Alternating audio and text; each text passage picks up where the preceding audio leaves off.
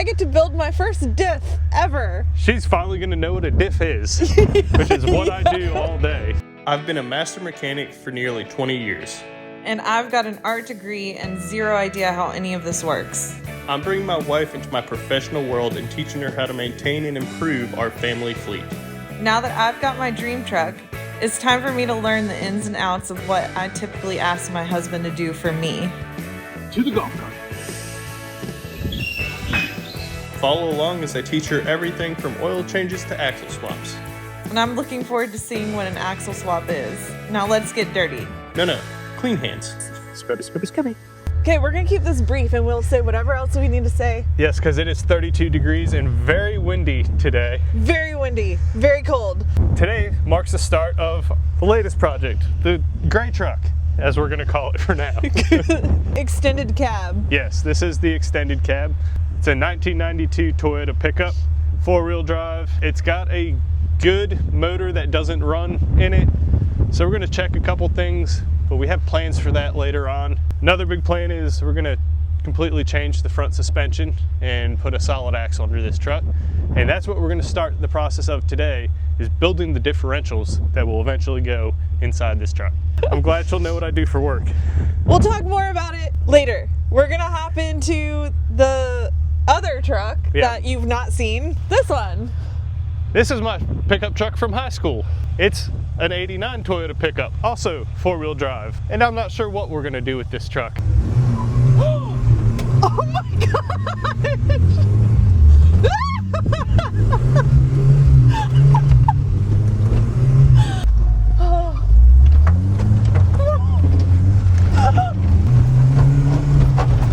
Oh my god! Oh, don't flip! Please don't flip! No, we're not going to. Is that fun?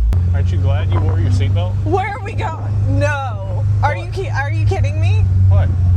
Oh my god!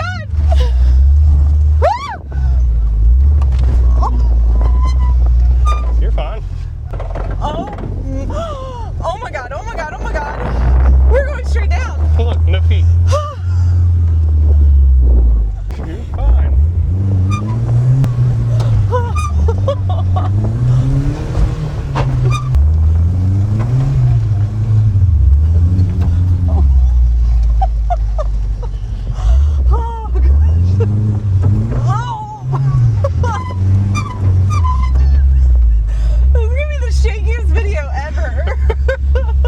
Should we get to work now? Yes! Okay. Welcome, Earthlings. I mean, normal people of the planet.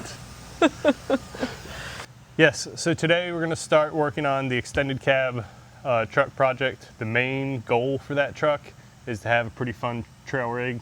Building diffs is what Dan does on a daily basis for work. Yes. And he makes his goal to get 5 at minimum done a day. Yeah. I'm just hoping I can get 1 done today. Well, I'm hoping we can get through both of them, but we definitely got a later start today than we meant to. That's my fault. Anyway, we're here now. Yes.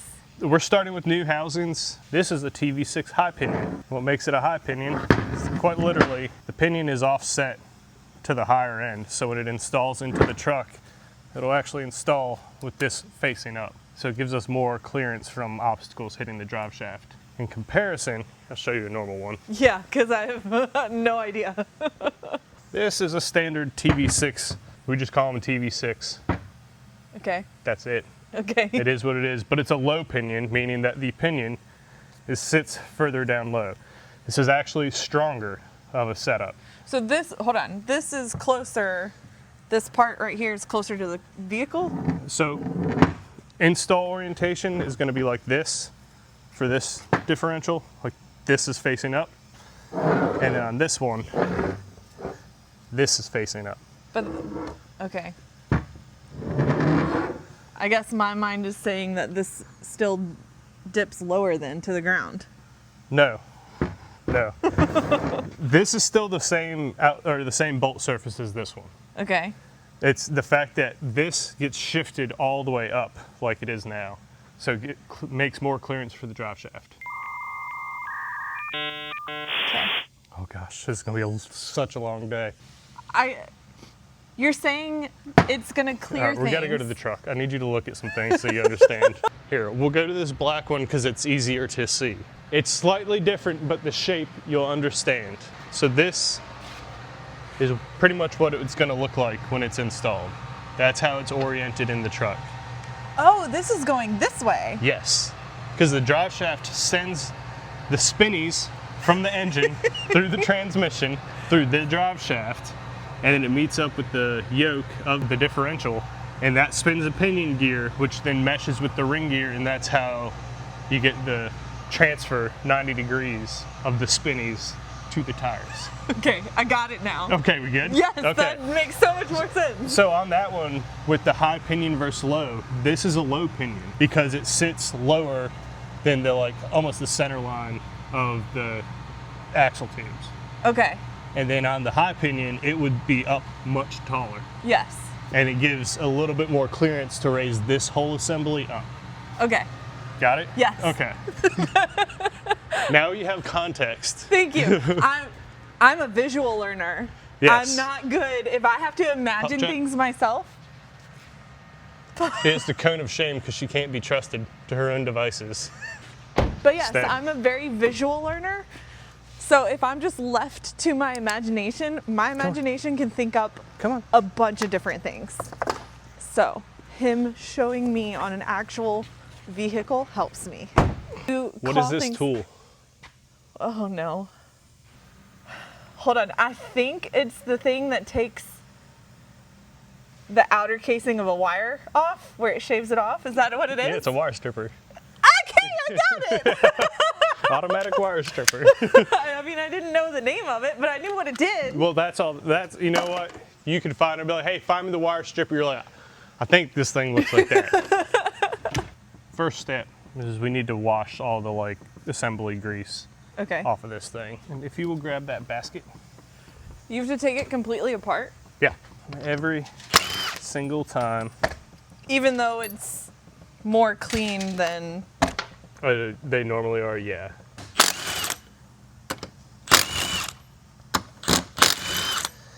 And you also see I didn't mark these bearing caps. It's because they're already marked. But it is always a good process whenever you Where take. are they marked? See how there's like a little line here? Yeah. Those are actually ones. And on this side, they use twos. Oh, okay. These are pretty cool because you really only have to mark one side because you can't put them on backwards. So if you have one side marked and you know this one goes to this side, obviously the other one can only go to the other side. And in one position. Okay. And then we're going to take the lock washers off of the bolts. Okay. And then very carefully, I'm gonna take those and throw them right in our scrap bin because those aren't the best. We Loctite these in there, and that way we don't have any issues with the bolts potentially backing out. I just don't trust those specific lock washers. And then we're gonna use a new to us double drilled yoke. This is a used one that came off. A yoke. A yoke. That's what it's called, Y-O-K-E, not an L-K, Okay. like a chicken egg. That's what I was thinking. Nope. So this is the part that bolts that drive shaft. So this is what's gonna spin right On that side. in here. Yep. Okay. And once you build it, it's all gonna make way more sense. Okay. We're just gonna clean this one up a little bit. Just have a little bit of emery paper here and just go around, and any little imperfections get smoothed away, and it's good to go. We're just getting everything together, so then once we start going, we'll be all set. So we've decided to go with a 456 gear ratio in this truck, and the plan is to run 37-inch tires. And you may say, seems like a lower ratio for higher ratio, however you want to say it. It goes both ways. People get so confused on it sometimes, because it's like the higher the number goes is technically the lower the ratio is, if that makes sense. For the tire? Yeah, well, for the differential. Oh. But at the end of the day, the gearing and the tire size will affect how fast the engine spins at, say, 70 miles an hour. There's a calculator online, very simple. You put in what transmission you're running, it knows the final drive of that, so it can do all the calculations, and you tell it your tire size and your gear ratio, and it'll tell you engine RPM at 70 miles an hour or whatever mile per hour you want to set. With those and all of that done, I looked at 456, 488, and 529, which are the three most common gear sizes for Toyotas. And the 456 was the lowest ratio that I wanted to go with. It had the engine at about 2,400 RPM at 70 miles an hour, which probably not going to be driving this truck at 70 miles an hour. But for off-roading, you want as much torque multiplication as you can, so you want that super low ratio. For crawling, you have more control. And we're gonna have dual transfer cases, so we're gonna get a lot of reduction on that aspect.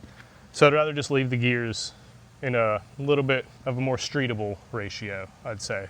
It's a good blend of off-road and street. Okay. I feel like that was super confusing. I don't know if that rambling made sense or is going to. Even though these are brand new out of the box, you always just want to do a quick kind of cursory glance and make sure you don't see any nicks or dings on these gears. It's not the end of the world if there is. Depending on where they are, you can just kind of whiz wheel them away at an angle and they'll be fine. That looks good. And I don't see anything here. These have like a protective coating on them right now, and you can feel it's like almost kind of tacky. Oh yeah. So this will also go in the parts washer. So to get washed off and heat the ring gear, so then we can slip it on our carrier in just a minute. So let's put all of this into the washer and then we'll be right back. Okay.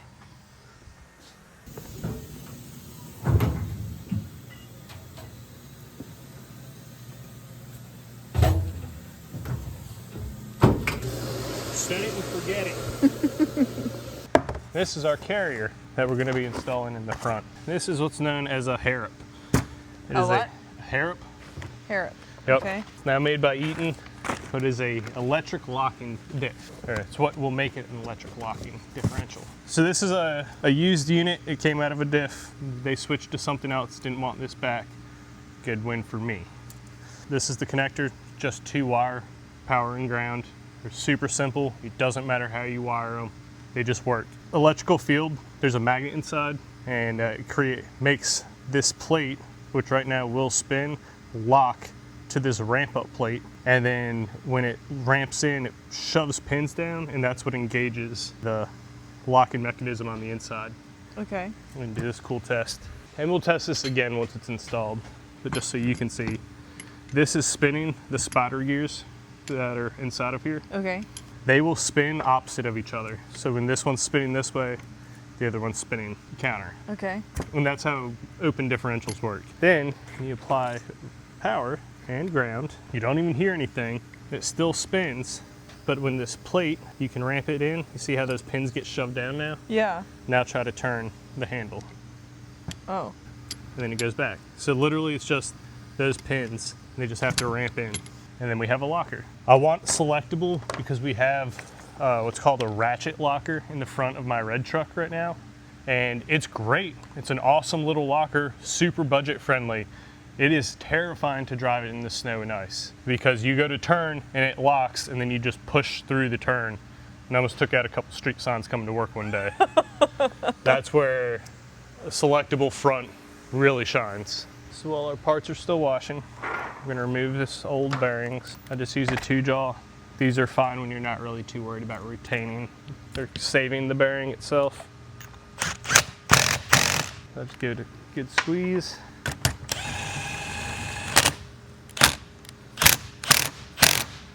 And then I go kind of slow just to make sure it is coming up. Sometimes it'll break the cage, so you have to watch out for pieces flying. Definitely a safety glasses time. So see how it's pulling up? Oh yeah. Yeah. This is just purely because I don't care about this bearing.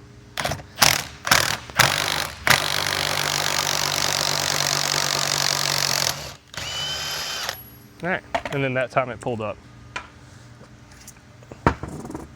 All right, you want to give it a shot? Oh, we were doing this one too? We have to do both, yeah. Okay.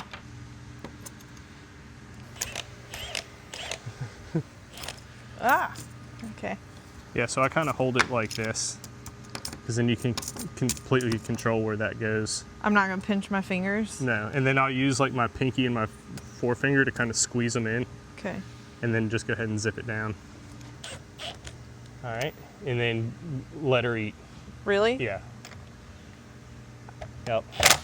A little bit more. There you go. because you don't want it to slip. You want it to grab real hard.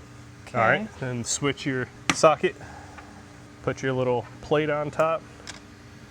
And it'll have to shift to like whatever side this is, and then it'll center, you'll see. So run it in slow until it gets right into that little middle pocket. Yep. There you go. Yeah. Yep. Put your hand like right here. Okay. And you'll keep it from twisting, and your hands is in a pretty decent spot. I mean, it's getting wonky there. Okay, so then let it go back down a little. Reverse it. Oh, hold it. Always hold it. Jeez.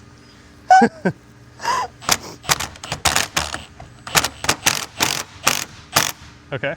See how this finger is slipped off the bottom of the bearing? It's on the cage. This is the cage. And then there's like this other part right in here. Okay. So you need this to come down a little bit. Loosen it again. Loosen this side? No, loosen the top one. All right, it slipped back down? Yeah, it did. So you see there is a bottom side to this bearing right here. That's what we want the fingers to grab on. If we can get it to hook on that, then it's just gonna pull this whole thing up nice and easy. If we try to rely on the cage without having the race around it, it's just gonna blow apart. Okay. You're going the wrong way. I am going the wrong way.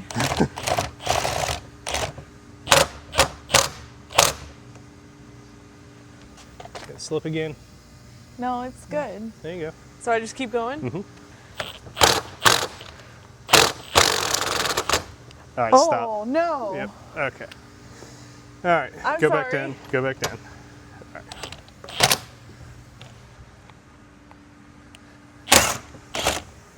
You're gonna, here, you take this now.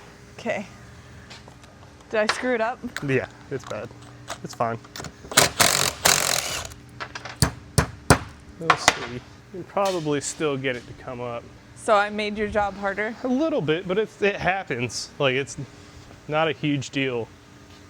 You just have to watch, and that's what I'm saying. If it slips, if you keep going, that's all it does. We have another tool, and this is what you would use if you're trying to save the bearing. So this is a clamshell bearing puller. Put your big center puller in, I guess spacer bar, then the puller itself over top. And then each side of these clamshells are different sized. So depending on what you're doing, it grabs, you put the race in because we're gonna pull up pretty much on the cage. But if the race is there, it holds everything together so then it can't explode and fall apart. Level this lower plate till it touches the race. Keeps everything nice and tight. Put our outside holder on, keep it all from spreading.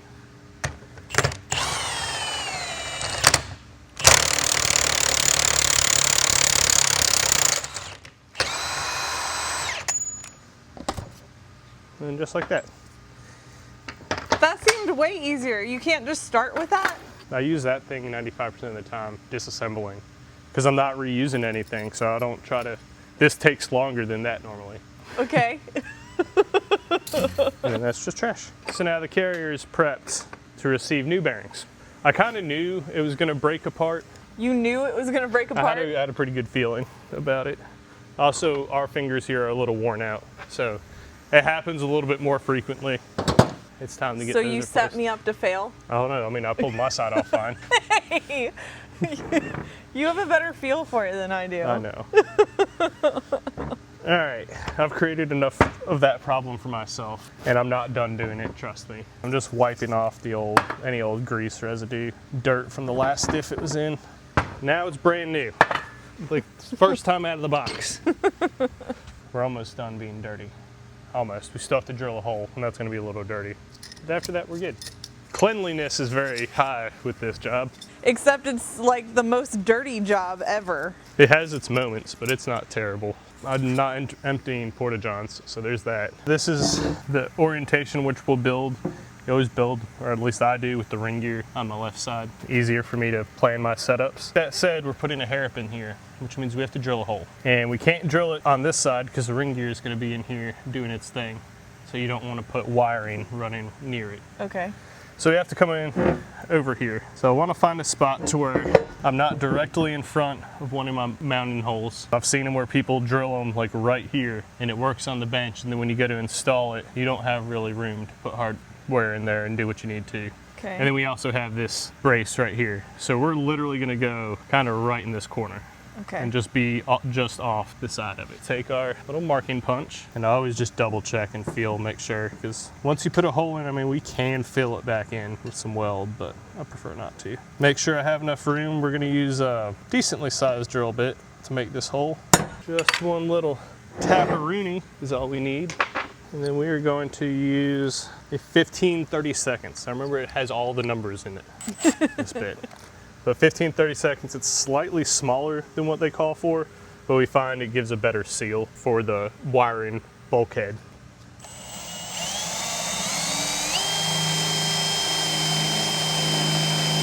And I always just get it started a little bit and then just hit it with some drill chill, try to save my bits a little.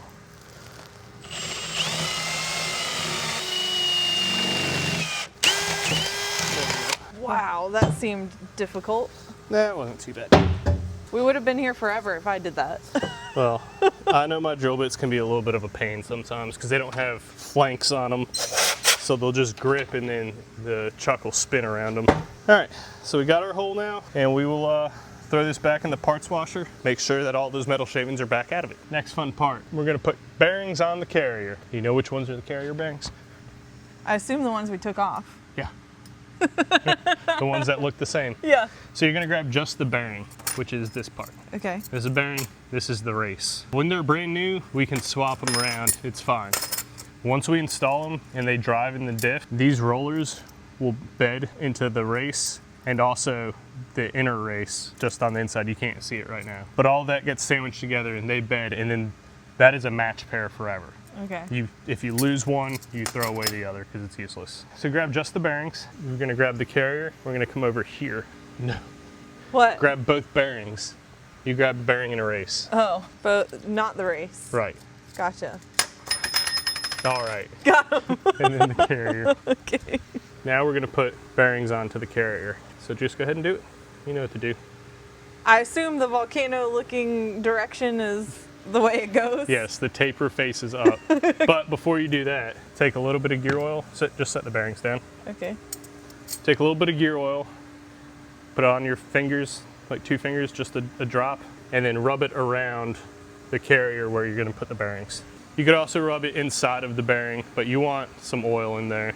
Okay, that's good. Yeah, just a quick coat. Okay. All right, then set the bearing up there. Do Okay. I push down? No, you're fine. You're about to push down, but with this thing. Oh, okay. So then you're grabbing this one and just set it right on top. You always want to push on the inner race, never on the outside of the bearing. You'll blow it apart. So on that inner race, that tool is made for it. And spin this handle down and then stop about 1 inch above it, line it all up, grab the big handle and pull down. Nice and slow. You just want to make sure you don't feel any big resistance, and it should just slip right on there. It shouldn't take much force at all. Yep, there you go. Once it starts, just all the way down until it stops. Okay. Then go up 2 clicks and then pull down and like hang from it. There you go. Perfect. Nope, that's it. You just want to make sure that it's actually seated all the way down. You're good. Now push the handle back up and spin the wheel all the way to the top. Now, because if you look at it, this race sits higher, Yeah. or the cage sits higher than the inside of the carrier. If you were to flip it over, it's going to be sitting on here, and if you were to press the bearing, It would. you're going to destroy it. Okay. So you take one of these races, set it just inside, and it just sits directly on the carrier itself, so there's no load at all on this bearing. And flip it over? Yep, so I usually set it like that, flip it over, center it all, and then it's the same process to put the bearing on the other side then. There have been many times when I was starting where you just get in a hurry and you go and you press that second bearing and pick up the whole carrier, and all the little taper bearings just go falling everywhere because you blew the cage apart, and then you're the big sad.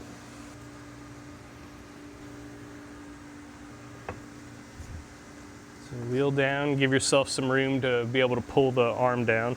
All right, and pull the arm.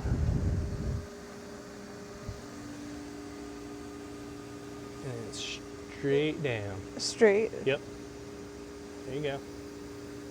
Keep going until it stops. Yep.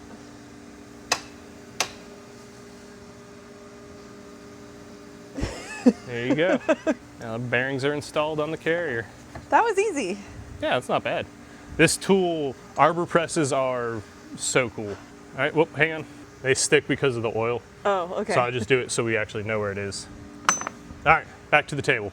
I love how your hands are just out like ready, doctor. Just like, I'm dirty. I don't know what to do with my hands.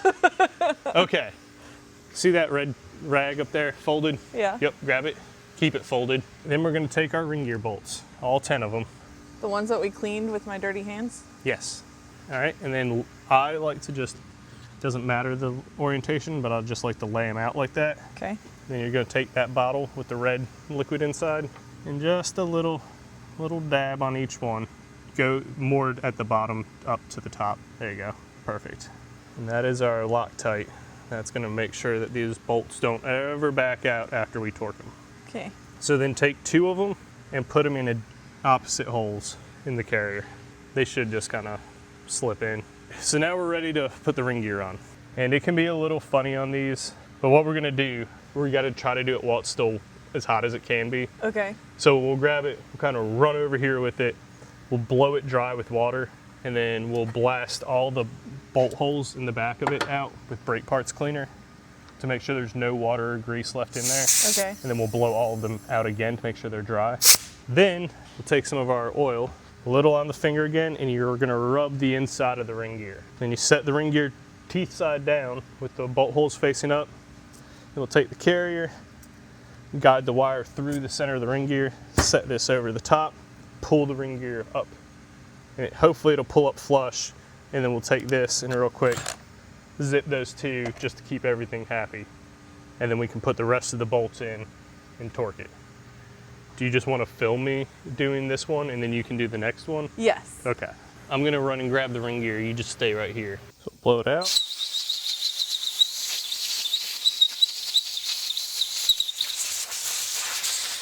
Gosh, that was ear piercing. Yeah, that's why I usually have my hearing protection on. By hearing protection, I just mean speakers or headphones. I'm not sure if this ring gear is gonna have enough heat in it since the parts washer wasn't all the way up the temp. Normally it is, and it's plenty to get these in, but it's also kind of cold in the building. Hopefully this carrier is cold.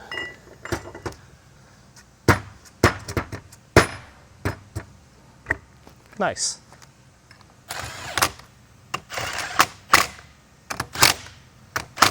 Okay, cool. So it actually just sat right up there, exactly what we were hoping for. So then we just put the rest of the bolts in. Just run them down until they stop. Some of these might seems like they still have a little bit of something in those holes. I don't want them, you don't want them to force in there because then you won't get a proper torque, and then you can get some variances later on that we can measure for. Sometimes it just happens. I mean, we could have chased all the bolt holes. Most of the time they're pretty clear. Now that we've kind of chased them already, by putting the bolts in, they should just slip right in there. So just reapply a little Loctite. All right, now all those are in. So take it and set it in our vise. Make sure we're not clamping anything important. And grabbing our trusty torque wrench, and we will be torquing to 70, I believe it's 72. I normally go to 75 just to, you know, an extra couple pounds isn't gonna hurt anything. Good measure. And always work in a crisscross pattern. Same thing as putting lug nuts on. Yep. Pretty much anything where you're torquing or just installing things in general. Work in the inside out pattern if it's like a water pump, something circular like this, crisscross. And then I usually just go back. Always double check the first 2 and then a random pair. And it's good, just good peace of mind. And then we will mark. And this just lets us know if for some reason we took a break and we came back, we know we've already torqued all of our bolts. You mark every single one? Yep. The mark also lets you know at quick glance if like something moved. Kind of like I did the lug nuts on the back axle of our bus. So I painted them, and then that way every time we stop for gas, you check if the match marks are still matched up, nothing's loosened up, lug nuts are still good. If they're off, you got to check for something. So now it's good to go and ready to get installed. So now we need our housing. We need to get the housing out of the parts washer too. What, me? I'm just walking. You got that red carpet walk. So now the next fun part, pressing races into the housing. If you want to join me back over at the press. I like the press. Press is fun. Same thing, a little oil just on the inside of the housing where the race is gonna get well, I don't know what just happened to my mouth. It just did weird things. Where the race is gonna go, and we grab our install bearing. It's just a used exact same bearing. Watch your head, don't split it.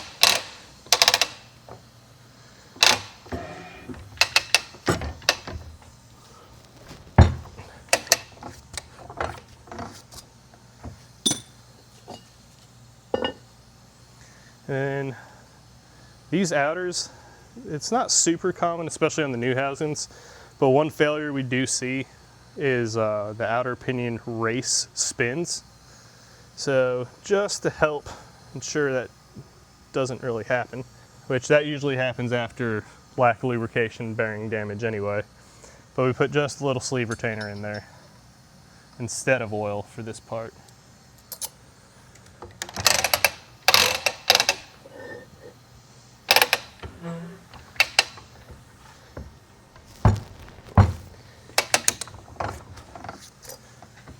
Alrighty. Now we have races. We'll just wipe it up. But nice shiny new. Alright. Yeah. Got it. Alright. We having fun? Yeah. Okay, now we get to bust out the old fork-a-doo. Built many a diffs with this fork. That's big. We know we want to build with the ring gear on our left, which means the fork needs to sit like this because it'll be installed at the table and we'll be standing behind it. So I just spin it around. I already matched this one up for the holes. You just match up 2 holes. If you need to, you just bang adjust it. I do it on the fly. Perfect. Put our bolties through to hold it. Bolterinos. There we go. Got it started finally. You know, you do this all day and then the camera gets out and now I can't even start a bolt. There, I got it. Grab our 13, our other 13. My 12 and my 13 look so similar and I switch between them so much, I painted my 12 green. So I can just look and then know which one's which. I got so tired of getting over here and then it not fitting.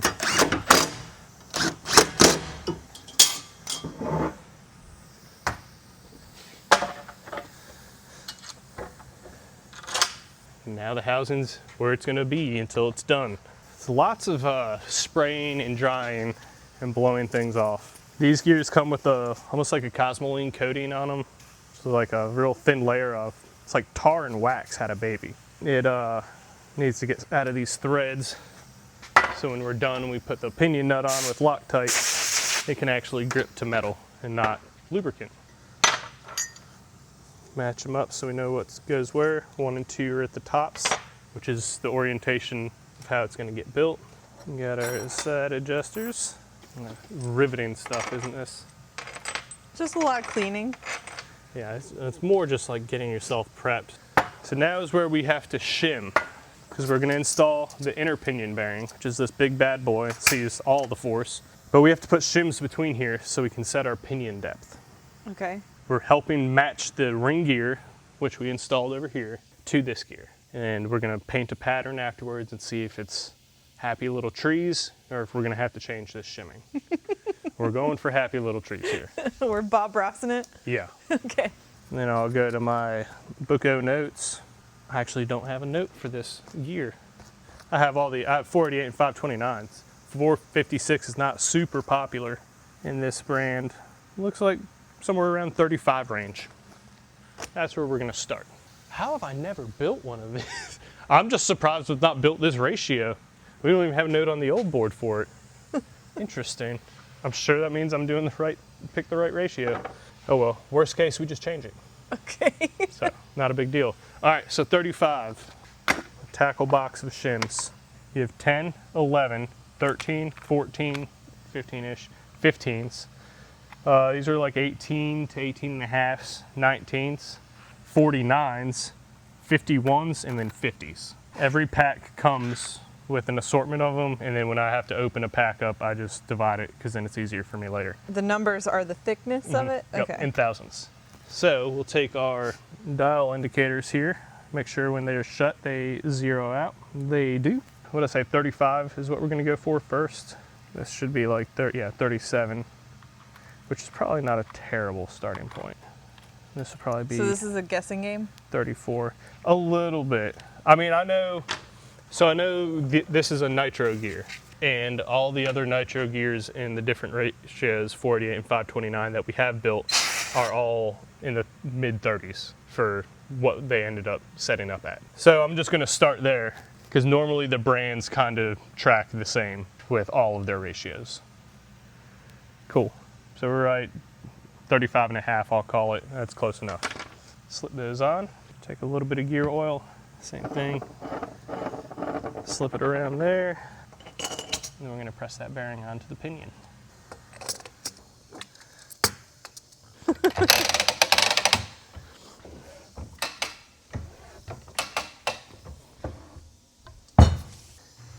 Use my screwdriver and make sure you can't wiggle the shim.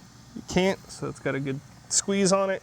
Also check after pressing to make sure there's no debris. Sometimes a little metal sliver will come off of a tool. Oh, we're good there. So we are gonna run a solid spacer to get our pinion preload.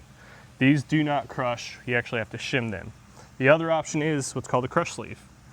So literally these sit in between the outer pinion bearing and the inner. When you tighten the pinion bolt, it'll squeeze this together until this outer bearing will contact here.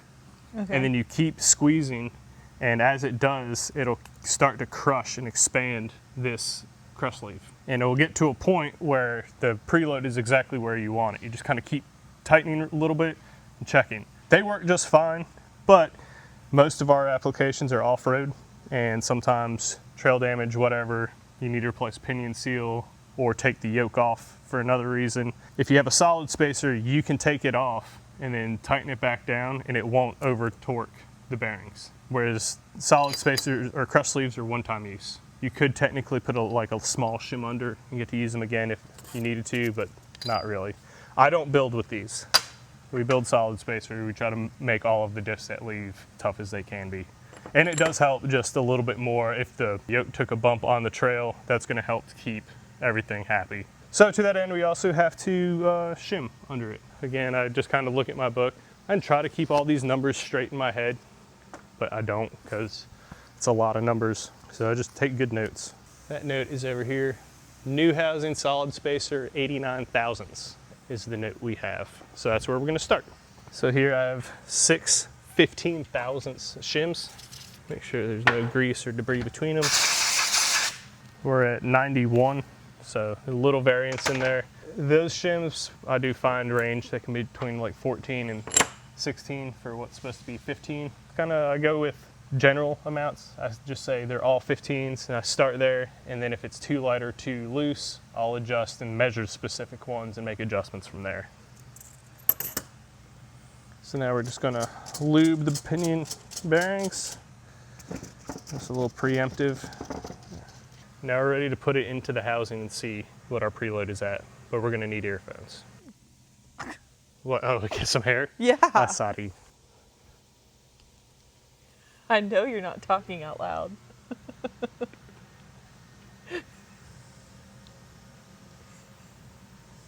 Can you hear me? Oh, okay, now I can hear myself. Noise cancellation, it works real good. Uh-huh. That's how it works. So I have a setup yoke here, and it just will grip the splines, but they slip on and off really easy. So what I'll do now, set this in here, slide it through the outer pinion bearing, set the pinion up, and then I'm just gonna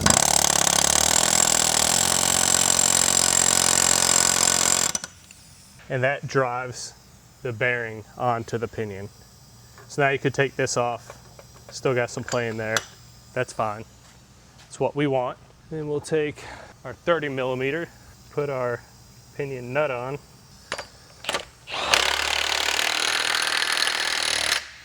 Crank it till she pretty much stops. And then we're gonna give it some spins. And I can tell you this feels good.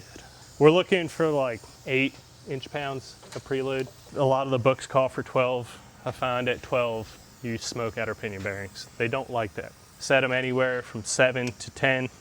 They never come back for that issue. So we'll check it.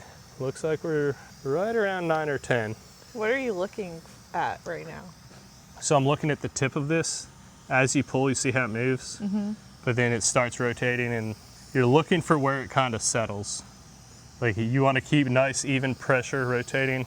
So this could probably actually use maybe just like a hint, like 1/1000ths more in it, and then we'll be a little bit lower. I'm actually fine with it there. For what this truck is going to be doing, this pinion, like 10 is fine. 10's about the max I would go. Also, the gear oil that's in it is cold. Once they warm up, it does add just a little bit of drag. So I think we're great. We're fine there. I'm not concerned. So now is the fun part. Now is when we get to put the carrier in. A little bit of gear oil on the bearings. Spin them around a little bit more. Give them the old whizzy-do. Put your races on. These, I like these side adjusters because they're quicker than shimming. Although shimming has its perks too, which you'll see on the next diff. Okay. So then I kind of grab it all together, put my fingies through, make sure the wire on this hairpin is facing up, and then we're just going to set it in the housing like this. Get our adjusters into their proper homes. Check for some initial backlash. Let me get this one. Sometimes they're fun just to get back to where they need to be.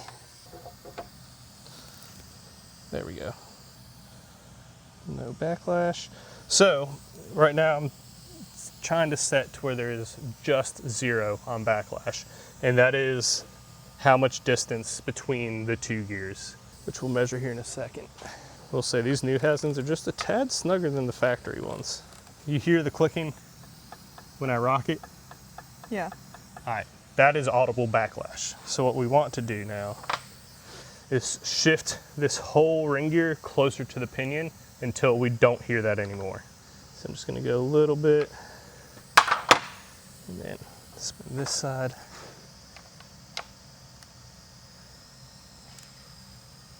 Okay, so now there's none. You don't hear it. So you just tightened it? Yep. Okay. So what you do to one side, you kind of want to do to the other once you get your initial preload in there. But I just like to start right there at 0. It's the easiest to get where you need to be from there. Just notice this tab was bent in a little, which does help in getting the ring gear on and off. But I just grab these nice and gentle, kind of flex them out. And it's just so they'll clear over these. You can clearance these as well, the bearing caps, but I find you can just kind of tweak the ears a little bit. I've never had a problem with it. So that one sat right down. I'll do the same thing over here. Use the studs, kind of get you where it needs to be. There you go. And a telltale way to know if you're on where it should be and all the threads are actually lined up is trying to rock the bearing cap. Sometimes they'll sit and you'll think they're done and in their place, but you can sit there and rock the cap, and it's because the threads aren't just perfect. So when you tighten these down to set your preload and your backlash, it won't spin. It'll just lock that whole adjuster down, and it's a bummer. So you just run them down until they stop. And this socket just fits into the machining groove of these just right. There you go.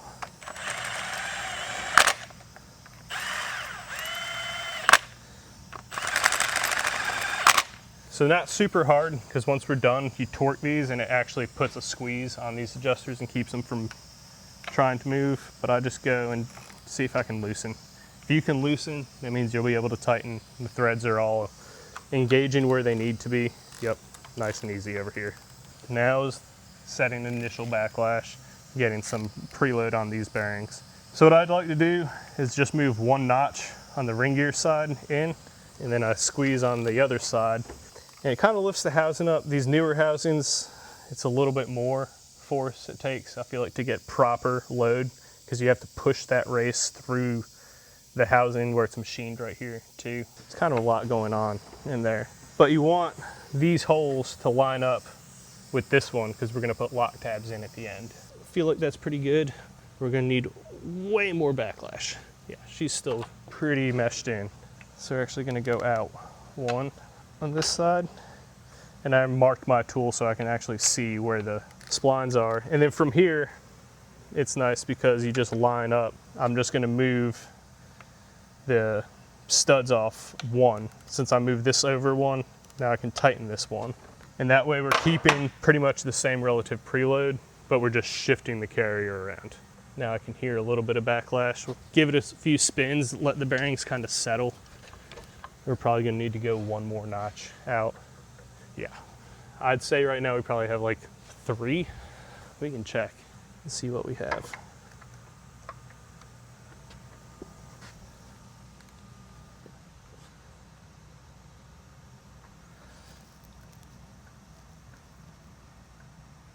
Okay, it's 2. I was off by 1,000. This backlash, we're looking to get between 6 and 10 thousandths is the happy number there.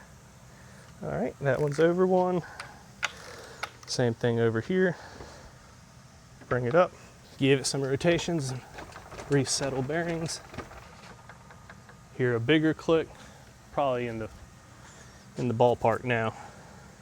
We were in the parking lot, but across the street.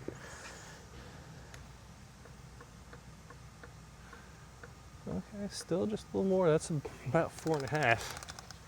And you check in 3 or 4 spots around the ring gear. And there's right at 5.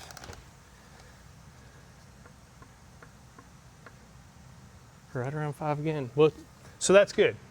Consistent backlash, while it's still not big enough, makes me nice and happy. Because that means that there's no weird waviness to our ring gear. Sometimes you'll do them, and I've had where the carrier is bent and you don't know it, and you put the new ring gear on, and then your backlash will be 3 thousandths to 12 thousandths, which is way kind of outside the norm. And it's almost a guarantee you're gonna get some noise because you're gonna hear almost like that variance as you drive down the road. So nice and even is good. We need to open it up still just a bit more. So we're gonna go one more, and this time I'm gonna go just a little past. Crank it here. And then just squeeze that one. I like to end with putting the final little adjustment on the ring gear side. You know, it's just taught to me that way.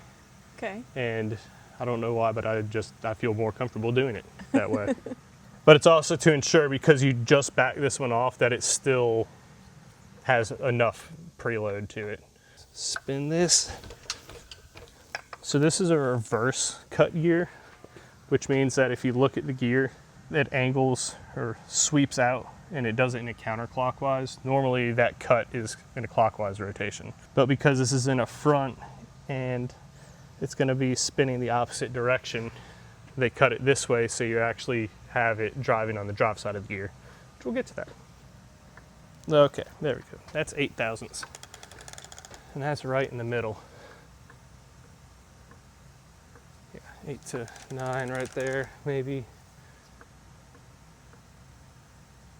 That's still within spec. It's a little wide, but we'll run a pattern at that and see what we are looking like. You want to have backlash, because as the gears get hot, they're naturally going to expand a little bit. So you want to have a distance between them to allow for that expansion, and also to make sure that like gear oil has a chance to get in there too. Okay. If they're constantly just hard meshed, all it's going to do is create a lot more heat and friction in that area, and it's going to start to destroy the gear. So the backlash almost allows like just enough space that like everything stays cool and happy and wears the way it should. So now we're ready to run a pattern. We have backlash that's within spec, 8 to 9. Spec is 6 to 10. So marking compound, special like thick paint spread on some teeth here. I like to do 4 teeth, and then I also like to run a 180 pattern, because sometimes you'll be like, oh, I'm a little shallow, and then you run the 180 and it's like, oh, it's a little deep there. And sometimes that's just the way gears be. They just be a little deep shallow type thing, happy in the middle. Say I like to paint 4. On my 180 I paint 3, and it's just so I can help tell like what end of the gear I'm at. There we go. Now we're gonna spin it.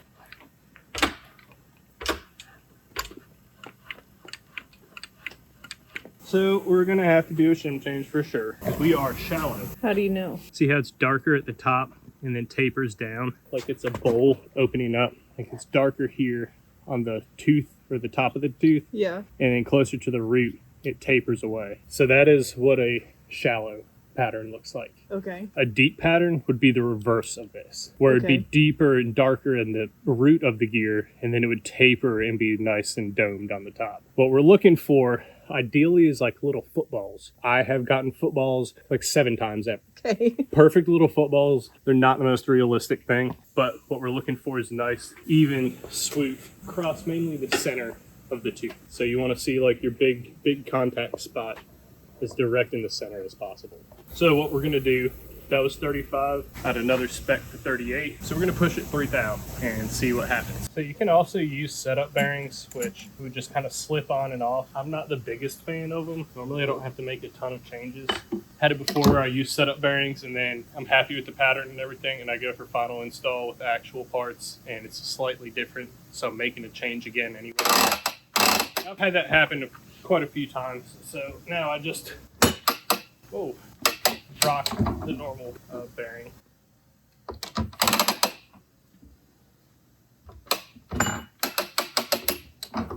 So you're undoing what we did. Yep, because we need to get to the shims. Pull those shims off. Preload shims, so we'll put them back with the solid spacer. And we're just going to reconfirm what we had. We're at 35, so now I want to go to 38. So how do you know you needed more instead of less?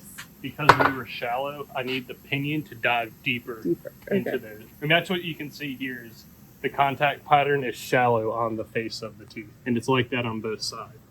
38. Rock that and see what that. You don't need a lot, just a nice little thin coat. Help ease that transition.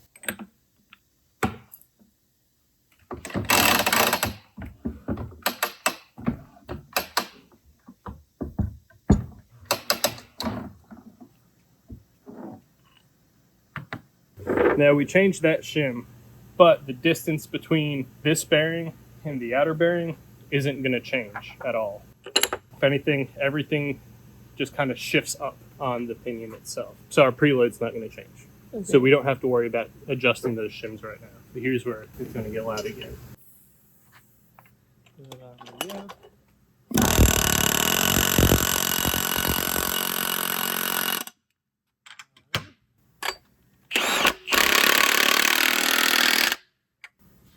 Yep, still nice and happy with that. Repaint our pattern so we get a fresh indication. Everything comes over. And we're starting kind of that process again of getting everything shimmed.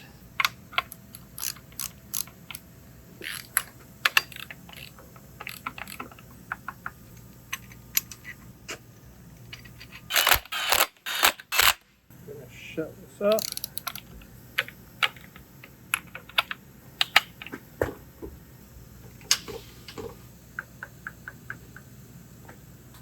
See where our backlash is at.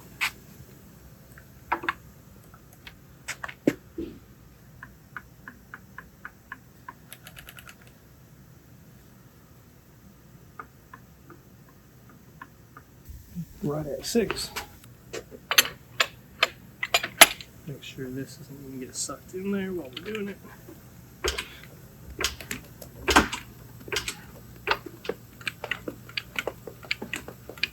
Still looks just a tad shallow, but not terrible. This is the drop side where it's convex in, and then the coast side's concaved in. Also, you want to check both of them. Well, that change is just what we needed. We have what I'm seeing to be kind of a deep shallow. So just slightly showing shallow, but still good contact, center of the gear. Nice, or the tooth, nice and happy. A little deeper on the coast side. She's going to be fine. It's a front. And sometimes it is what it is. You get the happy median If we were to try to adjust to make one side look better, we're going to hurt the other side's appearance. That's the happy medium. That's what we're going to go with. So now it's time for final assembly. Now we need to torque these. The new housings, I torque them a little bit more. I'm going to go to 80 Rebels. I'm going to do this kind of strategically. If you were just tightening these more, try to put a good squeeze on it.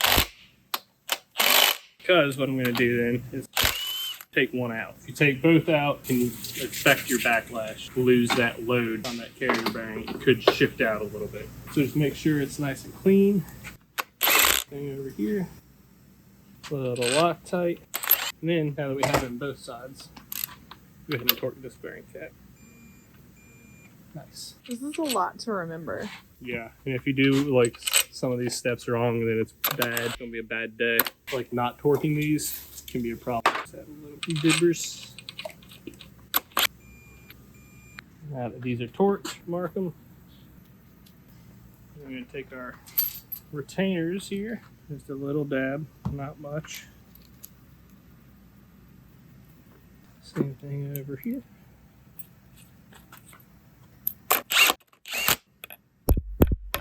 Again, mark it. Now the real fun part, getting this through this hole that we put in the housing earlier. See, we put it just high enough that it's not going to be in the way and get in the way with that pinion. Make sure our bulkhead's clean. This is Permatex, RTV, fibbage, form in place gasket. Anything will work here that is able to withstand gear oil. As long as it's stable for that, then it'll work for this. All right.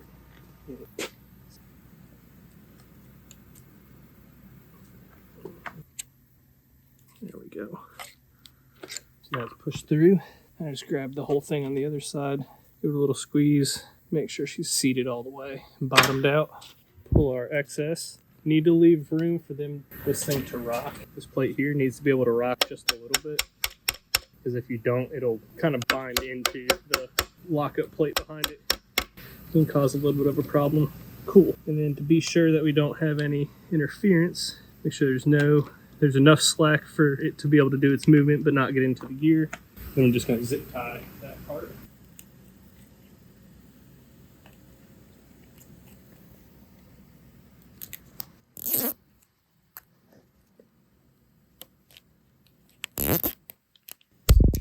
Now we have movement. It's got enough slack in there, but it's not ever going to get into that gear. So we're good on this side. And now the cool thing, which you can't do if you use a crush sleeve, now we can take the yoke off and put a seal and everything else in that we need to, and then retighten it, and we don't have to take everything else back out.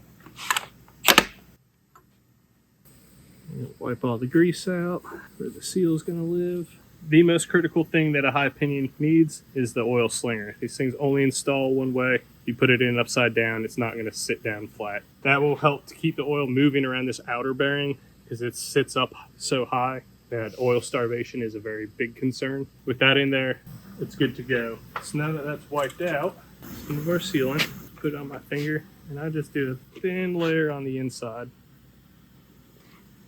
like so.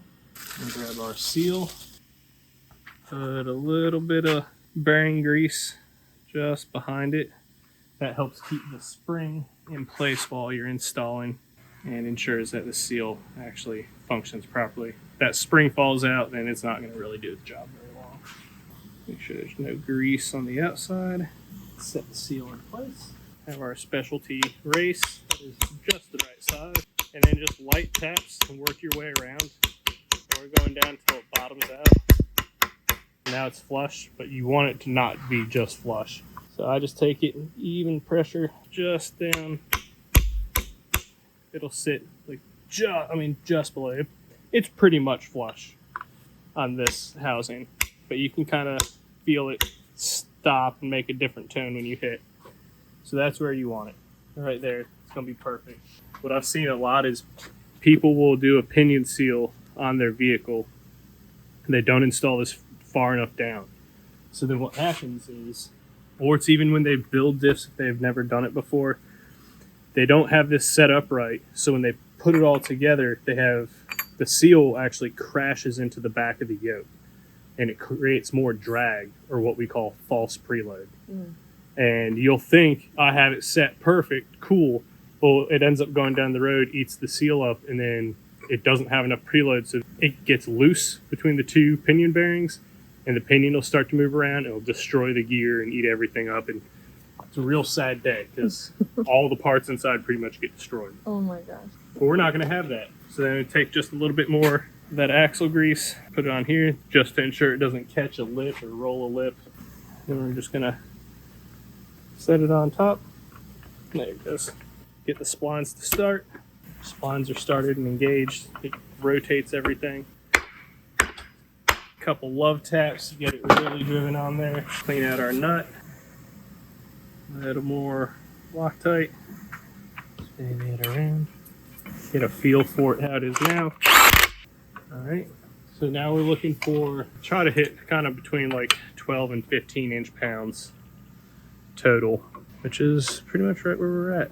Right around 14, 15. Good, that means that we have 9 to 10 on the pinion. Carrier bearing is going to add a couple more. You don't need a ton on those. And then the seal drag is going to probably, I'd say, give you about an inch-pound. We're nice and happy there. Preload is just that. It's preload. These bearings are going to see way more load under normal use when they're driving. You never want the preload to be so tight because it'll just eat the bearings up. They never get a chance to like kind of relax. So you really just need everything snug to where it can't move and become loose. Okay. But then under load, it's still going to see way more force than what we're putting on it right now. Gonna lock the nut in like that. Now that axle nut, it's the same thing on an axle nut, pinion nut. It's like I never do these things. It's not going anywhere. It's never gonna let go. It's never gonna back off. It's gonna take another half-inch electric impact to get that thing to come off. But we're nice and happy now. So it's done? It is. One more step though we have to do. We have to put a connector on. Heard two nice little clicks. I did too. And then we push this little purple cap down. There it goes. And that locks everything in. So now we are going to function test it. We kind of did before. We know the hair should work. If it doesn't work now, we've done something terribly wrong because we haven't touched it. I always like to test them once the connector is installed because that's how the customer is going to get it. So if it works like this on the bench, it should be no problem when they install it in their vehicle. Again, power and ground does not matter to which. So we'll put both spinners in. You rotate them, they go opposite directions, which is a normal open differential. It is locked, however. So once you start to add input from the pinion, you'll see it kind of locks up. That's it ramping up and then in place. And then you can spin the whole thing from one and they go the same direction. Now, when you reverse, it can unlock like that and then it locks right back in. So between forward and reverse, it will by nature unlock and then relock. It has to. So some people have complained about that, but if you know what to expect, it's not a big deal. So then the last test, while it's rotating, kill power, and back to an open differential. So everything works as it should, and this thing's done. All right, you ready to do one on your own? There's no wiring involved in this one. Guidance, but yes. No, I was gonna take a nap.